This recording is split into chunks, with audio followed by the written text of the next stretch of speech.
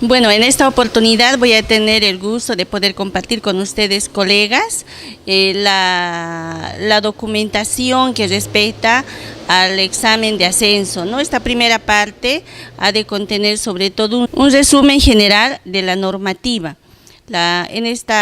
Como primer documento tenemos la Constitución Política del Estado.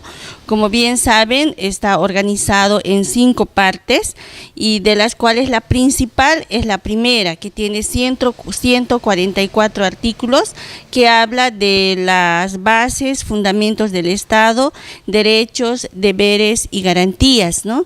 Y entre las bases y fundamentos está precisamente el componente de la educación. La segunda parte habla de la estructuración del Estado plurinacional de Bolivia, y la tercera es imprescindible, la estructura y organización territorial del Estado, acompañado luego de la estructura económica, y finalmente la jerarquía normativa y la reforma constitucional. De todo esto, lo más importante, diríamos, lo que habla sobre el componente educativo sería el artículo 30, donde indica entre los derechos que toda persona tiene derecho a su identidad cultural, creencia religiosa, espiritual, prácticas y costumbres y la propia cosmovisión, y por lo tanto a una educación intracultural, intercultural y plurilingüe en todo el sistema educativo. Este componente de la Constitución Política del Estado luego va a ser ampliado en la Ley 070 y en toda la normativa pedagógica que transmite nuestro Estado plurinacional de Bolivia. Siguiendo más adelante, otro de los artículos importantísimos que hay que tener presente son el artículo 70-71, donde el Estado asume la obligación de la educación y de la salud, ¿no? El Estado genera las condiciones, dice, que permitan el desarrollo de las potencialidades individuales y también de todas las personas, no solamente de los niños, sino de toda la ciudadanía, ¿no? Entonces es una responsabilidad amplia que asume en la Constitución Política del Estado, referente particularmente a la educación. La educación intercultural, como bien refiere en los artículos 78, 79, habla de que tiene que ser pública, universal, democrática, participativa, comunitaria, descolonizadora y sobre todo de calidad. Este artículo va orientando sobre todo a una lectura amplia de la educación, que es la interculturalidad y más adelante diríamos la plurilingüidad en todo el sistema educativo. También dice que el Estado fomentará el civismo, el diálogo intercultural, los valores éticos y morales, los valores, no solamente los valores amplios, sino todos los valores, y por eso que más adelante vamos a tener otras leyes que van respetando y haciéndonos mención de otros valores, como ser la equidad de género, el valor a la vida, el valor del respeto, de la transparencia y así sucesivamente.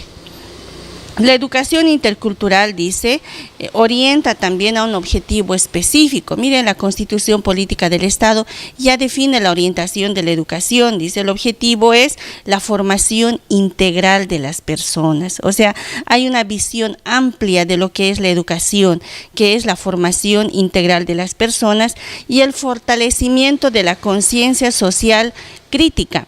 Es decir, orientar, educar a los estudiantes no solamente a la repetición, sino a una formación crítica en la que va analizando la realidad.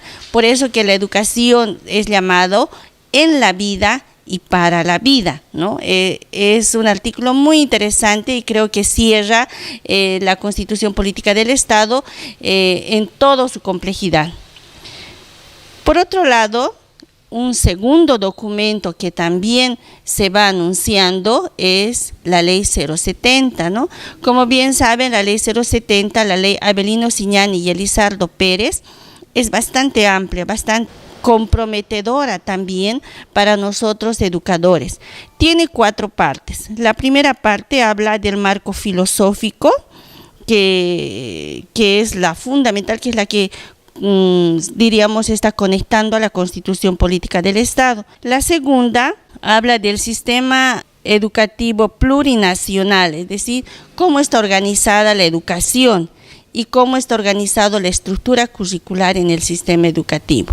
Cabe mencionar que la misma ley 070 hace mención de algunas cosas importantísimas para nosotros, por ejemplo, el reconocimiento de la participación social, los derechos de los padres, de las madres y los padres, y sobre todo la inamovilidad funcionaria, el escalafón y sindicalización del magisterio, ¿no?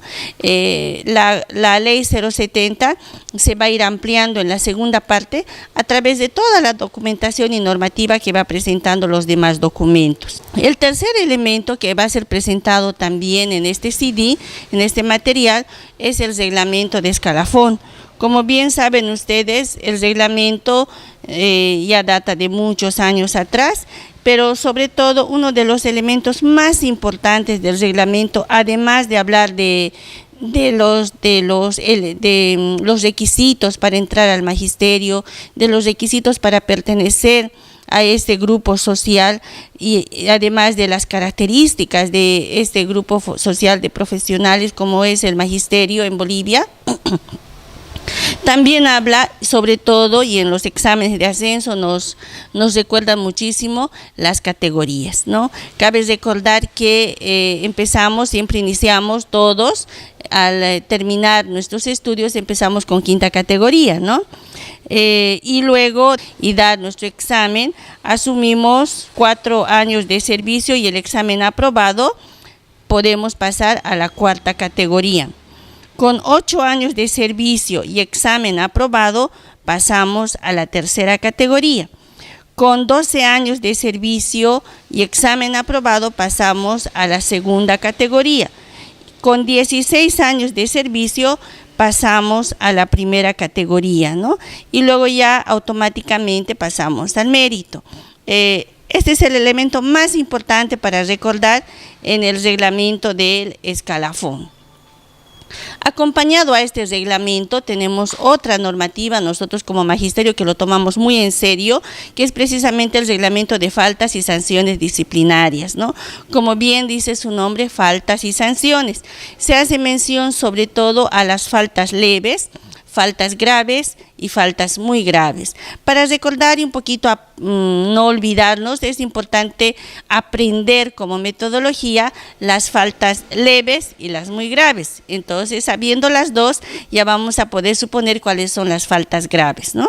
Las faltas leves son la suspensión de labores por cumpleaños y agasajos a los directores y docentes, es decir, no se puede hacer suspensión de actividades, ¿no?, por asuntos personales. La negligencia en el cuidado y conservación de los ambientes también es una falta leve. El incumplimiento en presentar nuestros trabajos, nuestros informes, nuestro plan de trabajo. Luego, la falta de respeto también entre nosotros colegas y con las autoridades, padres de familia y en sí con la comunidad educativa. Otro elemento importante, por ejemplo, el consumo de tabaco, ¿no? Es una falta leve y el que sea constantemente ya se convierte en falta grave. La inasistencia a los desfiles también es un compromiso personal que se convierte en una falta leve. Y por otro lado, otro de los elementos de la falta leve es utilizar a los estudiantes para fines personales. El otro documento que amerita ser presentado es la Ley General de Derechos y Políticas Lingüísticas. Esta ley, diríamos la ley 269, ha sido promulgada el 2 de agosto del 2012. Es una ley bastante innovadora y bastante interesante y poco conocida además, y creo que como educadores tenemos que valorar, ya que nuestro país es un país plurinacional, plurilingüe y además con muchísimas características culturales, ¿no? Entonces dice que Bueno, esta ley promueve sobre todo la valoración de los idiomas oficiales, ¿no?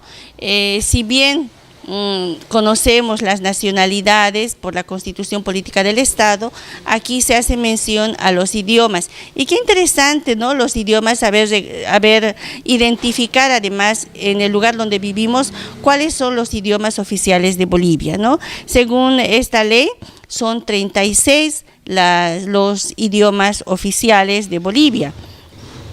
35 además del castellano, ¿no?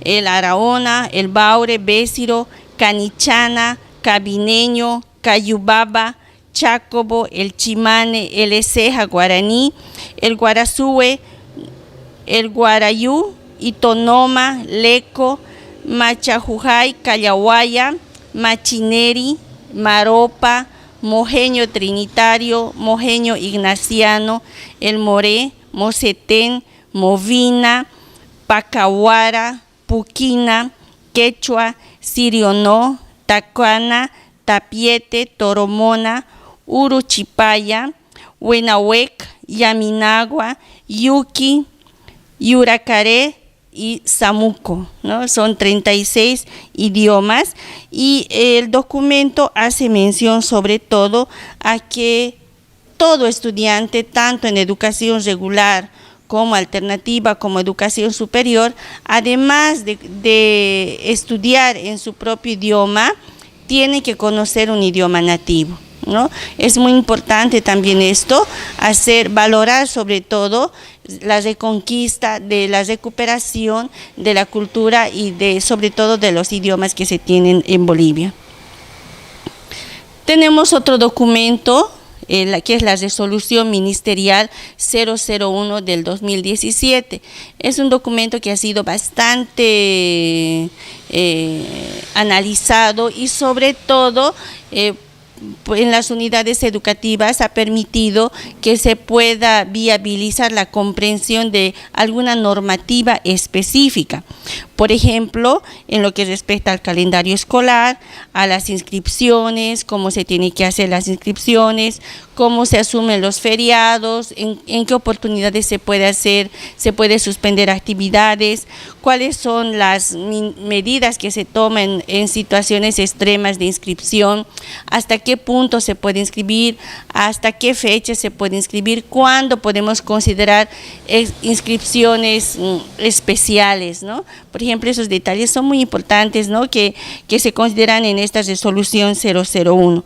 Por otro lado, se habla también de cómo hacer los registros de los estudiantes, cómo trabajar con los padres de familia, cómo organizar el plan institucional, ¿no? El plan de reordenamiento también, cómo solicitar ítems, cómo también asignarse a ítems y así sucesivamente. Esta ley sobre todo es muy práctica, donde va explicando cómo tiene que actuar el gestor educativo, ¿no? También habla no solamente, mejor dicho, de las unidades educativas públicas, también de las unidades educativas privadas. Entre las disposiciones transitorias de esta ley, habla sobre el censo a las unidades educativas privadas, las horas que se tiene que tener, hacer cursos de verano y cómo hacer la declaración jurada como miembros del magisterio. Otra ley interesante que ha ido surgiendo, que también es menester que conozcamos, es la ley 450. Una ley, yo digo, bastante buena para poder considerar desde la perspectiva de las situaciones de los pueblos indígenas originarios. La ley titula Ley de Protección a Naciones y Pueblos Indígenas Originarios en situación de alta vulnerabilidad. Imagínense, hay una ley para recuperar la cultura, las culturas de los pueblos indígenas que están en riesgo de diferentes riesgos, por eso le llaman de alta vulnerabilidad. ¿Y cuáles son las situaciones de vulnerabilidad? Por ejemplo, el peligro de extinción, dice la ley, el aislamiento voluntario, el aislamiento forzado, los no contactados en contacto inicial, una forma de vida fronteriza y otras situaciones de vulnerabilidad que sean identificadas por la instancia estatal, ¿no? Entonces, este recordatorio también para hacer énfasis en el cuidado de las culturas y sobre todo en aquellas que están en proceso de extinción. Otra ley que también ya hemos conocido desde hace tiempo es la ley 045, que titula Contra el racismo y toda forma de discriminación. Particularmente en esta ley, colegas, se va anunciando dos cosas. ¿Qué es el racismo? Concretamente, las situaciones que van a favorecer el racismo, como es la equidad de género, la equidad generacional y diríamos los extravíos de esta situación, como ser, por ejemplo, la homofobia, que es la discriminación contra hombres y mujeres homosexuales, ¿no? La transfobia, que es la discriminación transexual y transgénero. La xenofobia, que es el odio y rechazo a los extranjeros. Y la misoginia, que es el odio y rechazo a las mujeres, ¿no? Entonces, esta ley nos hace recuerdo sobre todo de valorar todas las personas en igual condición. El siguiente documento a presentar es el Código Niño-Niña Adolescente, un código bastante amplio con muchos detalles para leer realmente en toda su extensión. Sin embargo, las partes fundamentales de este código están en los derechos que tiene, es decir, va explicando uno a uno la cantidad de derechos que tienen los niños, niñas y adolescentes, ¿no?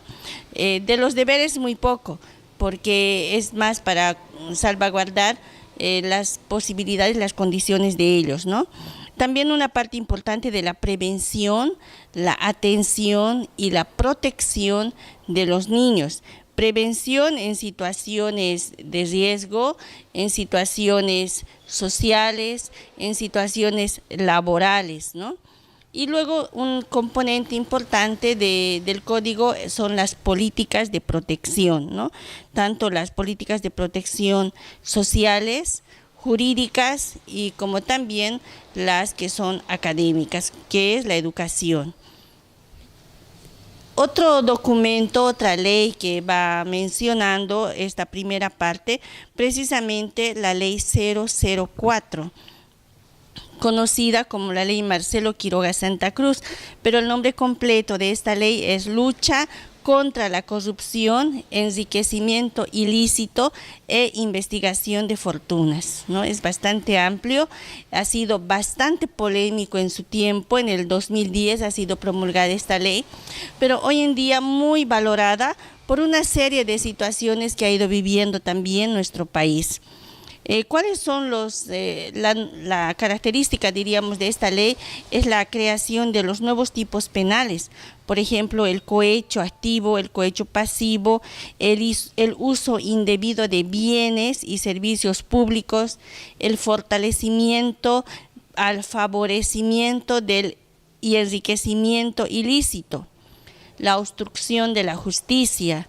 Después también enriquecimiento ilícito con bienes que afectan al Estado, la falsedad de declaración jurada de bienes y rentas, ¿no? Son nuevas situaciones que han surgido que ahora están siendo más conocidas, ¿no? Y luego la aclaración en esta ley de los delitos de corrupción, por ejemplo, las malversaciones, el uso indebido de influencias, los beneficios personales, la omisión a las declaraciones de bienes, las negociaciones o contratos incompatibles, ¿no? Y de cada uno de ellos va mostrando también las sanciones que se tienen. Y finalmente las resoluciones contra la Constitución Política del Estado, los nombramientos ilegales, los contratos lesivos al Estado, contrato perjudicial a la economía nacional. Estas son las normativas que va presentando esta ley 004. Y por último, como último documento, no tan nuevo, pero importante en la normativa general, la conocida ley SAFCO, que también tiene otro nombre, se llama Ley de Administración y Control Gubernamentales, ¿no?